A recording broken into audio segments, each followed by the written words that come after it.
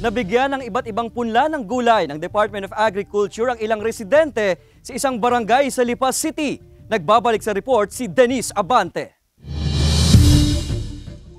Mahigit isang linggo matapos gumawa ng seedbed at lagyan ang punla ng mustasa at pechay ang ilang taniman sa barangay Lumbang, Lipa City, nailipat na ang mga ito sa panibagong mga seedbed at unti-unti nang sumibol ang mga ito. Sa kabila ng init ng panahong nararanasan ngayong tag-init, hindi raw naging problema sa mga pananim ang patubig dito. Malaking tulong daw ito sa mga residente kapag lumago na dahil bukod sa mapagkakakitaan, dagdag din daw ito na makakain sa kanilang hapag. Itinuturing din nilang ehersisyo ang araw-araw nilang pagpunta sa taniman. Malaking tulong talaga yung tubig kasi yan ang laging kailangan ng halaman, lalo na't pabago nating tanim. So kailangan alaga mo yan ng dilig, umaga at hapon. Napakasarap talaga.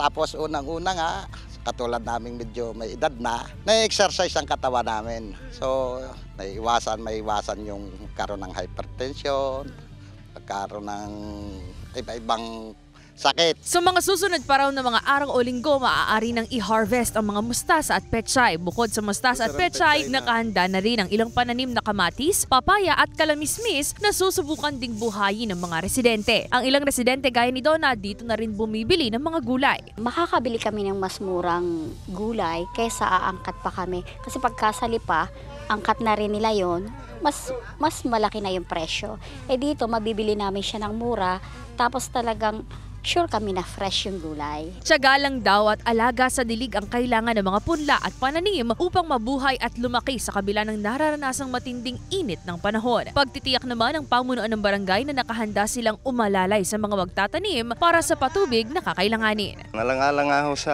para ho makapagtanim, ay di tuloy-tuloy yung suporta sa panguna ho ng aming kapitan na kami naman ay pinapayagang makagamit ng tubig para nga ho makapagtanim ng gulay kahit tag-araw. Kasama si J. Armanares, Denise Abante, Balitang Southern, Tagalog.